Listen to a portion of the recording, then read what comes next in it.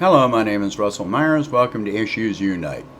All right, so the Democrats now have a majority in the House and, you know, something of a majority in the Senate, and we have an incoming Democratic president. So the question at this point becomes, what are they going to do with this majority? And the jury is, of course, going to be out on this. At this point, the Democrats are going to be forced to govern. And does it seem like they're planning on this? Or does it seem like they're already just making excuses? When Obama took office, we had a Democratic president, a majority in the House, and a filibuster-proof majority Democratic Senate. What did they do with this majority at that time? The fact is, they did nothing but make excuses for why they couldn't govern. They blamed the Republicans for everything. It was the Democrats, the majority Democratic president, majority House and Senate.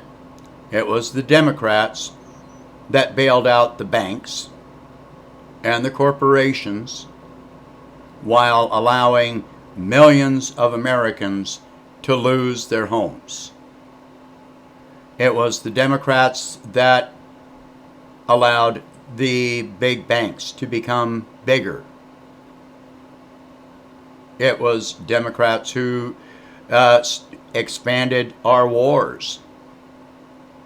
When Obama came into office, we were bombing 2 countries. By the time he left, we were bombing 7 countries. So, what are the Democrats doing already?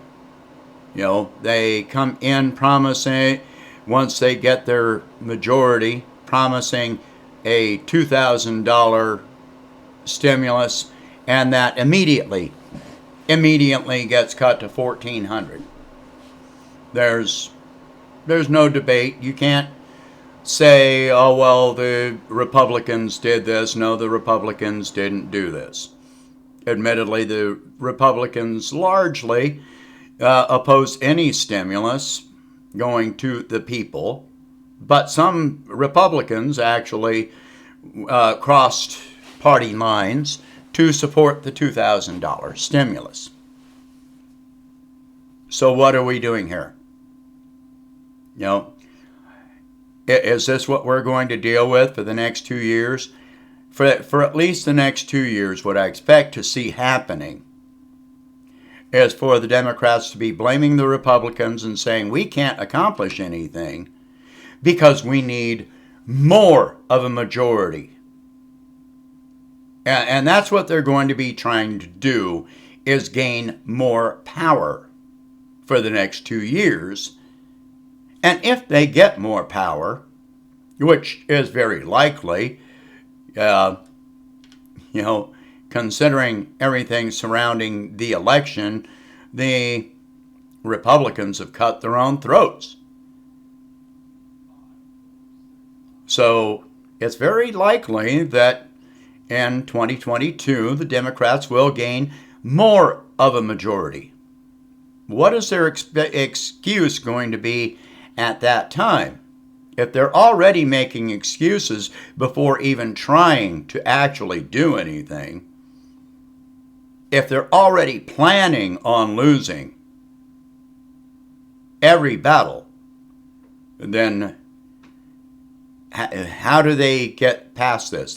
They're not trying to govern. That's not what they're trying to do. They're just trying to get more power and more corporate donations In 2018, Nancy Pelosi, when, up until the 2018 midterms, Pelosi was talking about, resistance, resistance, resistance. The day of the midterms, she completely turned around, about face, and started talking about, bipartisanship. Biden is talking about bipartisanship. If under the Democratic majority, when Obama took office, if the Democrats had actually governed, it's very likely that we would not have had the Tea Party. It's almost entirely certain we would not have had Trump in office. So this cycle continues. Now, if the Democrats are going to continue making excuses and not governing, then what are we going to face in 2024?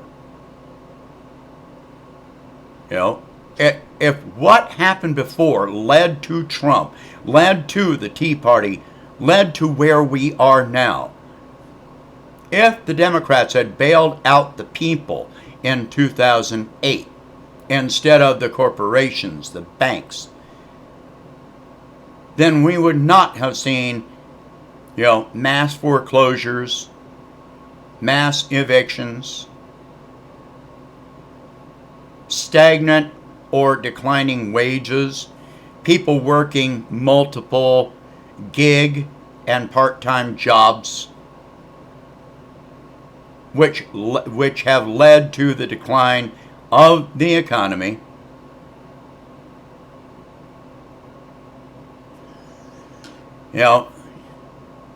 All of this led to more and more division. So if they're going to continue doing what they did before, then where is it going to lead by 2024? We have to absolutely demand that the Democrats are going to actually govern for the benefit of the American people. I'm going to include, Sanders in this, who is now going to become the Senate Budget Committee chair. Sanders has done a lot of talking, but now it's going to be time for him to step up and back up his words. No excuses. No backing down, no bowing down to Pelosi and Schumer, but he's already said that he is going to do whatever Biden wants. He's already said this. He made that clear. So I'm not going to bash on him horribly.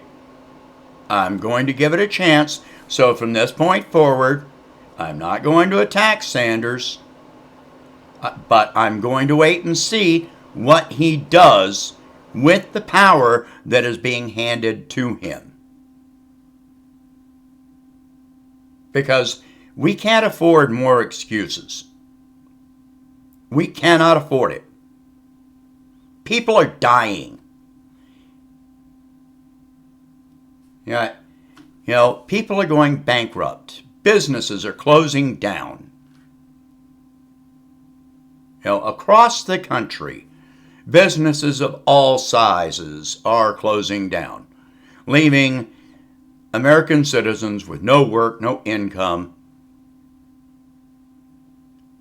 So I'm going to give Sanders the chance. I'm not going to say one thing in any direction for or against. I'm All I'm saying is that I'm not particularly convinced that he is going to govern at this point. It's easy to govern a state that when you take office is already one of the more affluent states and say how well the state is doing economically and financially. That's easy to do. When the country is in crisis, that's a whole different matter. So I'm going to wait and see what he does. And then I will report on it accordingly, good and bad. If he does good things, I'm going to report on it as such. If what he does is deceptive between the words and the actual outcome of his actions, then I am going to report on that accordingly.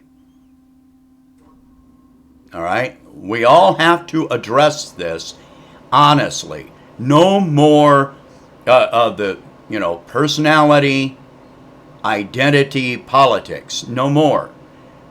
We can't be cheering for cults. Look where that has led us. All right, anyway.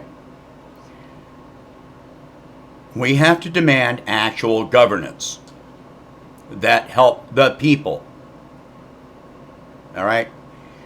That's it for this one. Please share this video. Talk about these subjects. If you can, please donate $1 a month to help expand the channel. And I will see you in the next one.